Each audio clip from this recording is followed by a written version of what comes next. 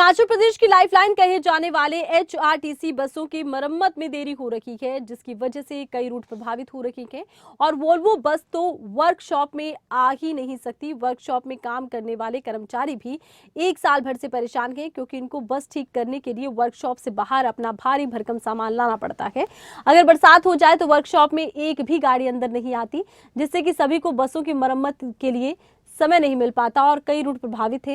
इन सभी को प्रभावित करने का कारण निर्माणाधीन वर्कशॉप, जिसका काम धीमी गति से चल रहा है, जिस कारण वर्कशॉप के सभी कर्मचारी परेशान। ये काम जो है वर्कशॉप का बहुत स्लो चला हुआ है और वर्कशॉप के कर्मचारियों को काम करने में दिक्कत हो रही है। किस तरह की परेशानी होती है? जब बारिश होती है तो चिकड़ चिकड़ होता है सारा, तो कैसे करना काम है। इससे जो बसें आपकी टाइमली चलती है उस पर भी कहीं ना कहीं प्रभाव पड़ता है। हाँ जी, हाँ जी, हाँ जी, तब लेट होती है सर।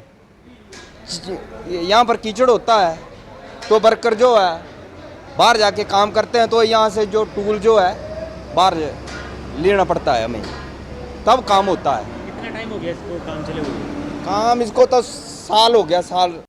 एचआरटीसी के कई रूट प्रभावित हो रहे हैं, जिसके पीछे का कारण है वर्कशॉप का ये काम चल रहा है। इस काम को चलते हुए तकरीबन एक साल बीत चुका है, लेकिन अभी तक जो है वो ये काम पूरा नहीं हो पाया है, जिसके चलते कई परेशानियां जो हैं वो एचआरटीसी विभाग को सामने आ रही हैं।